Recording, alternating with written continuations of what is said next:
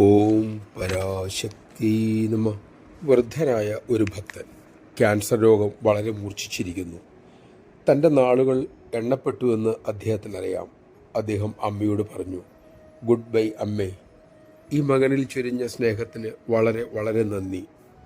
അമ്മയുടെ കൃപയില്ലായിരുന്നുവെങ്കിൽ എന്നേ ഈ മകൻ താഴെ വീഴുമായിരുന്നു. എപ്പോഴും അമ്മ എന്നെ ചേർത്ത് നിർത്തിയല്ലോ. അമ്മയുടെ തൃക്കരമെടുത്ത് അദ്ദേഹം തൻ്റെ നെഞ്ചിൽ വെച്ചു. അമ്മ അദ്ദേഹത്തിൻ്റെ കണ്ണീരൊപ്പി മെല്ലെ തടവി. ആ മകൻ്റെ മിഴികളിൽ ആഴത്തിൽ അമ്മ നോക്കി. അദ്ദേഹത്തിൻ്റെ മുഖം പ്രസന്നമായി.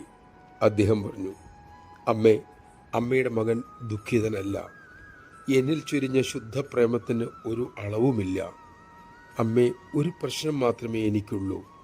മരണശേഷം അമ്മയുടെ മടിയിൽ ഈ മകന് സ്ഥാനമുണ്ടോ? അതോർത്താണ് ഞാൻ കരഞ്ഞു പോയത്. അല്ലാതെ എനിക്ക് മറ്റൊരു ദുഃഖവുമില്ല.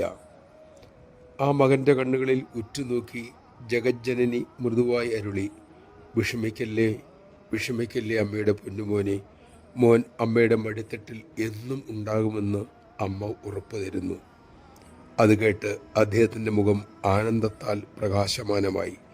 ശാന്തത കളിയാടി. നിറമൊഴികളോടെ നടന്നു പോകുന്ന മകനെ നോക്കി അമ്മ ഏറെ നേരം ഇരുന്നു പോയി. നമഃശിവായ. മഹാസുഹൃതികളും തപസ്സികളുമാണ് അമ്മയുടെ ചുറ്റിനുമുള്ളത്. അല്ലെങ്കിൽ ഇങ്ങനെയൊരു വരം ചോദിക്കുമോ? അങ്ങനെയൊരു വരം കൊടുക്കുമോ?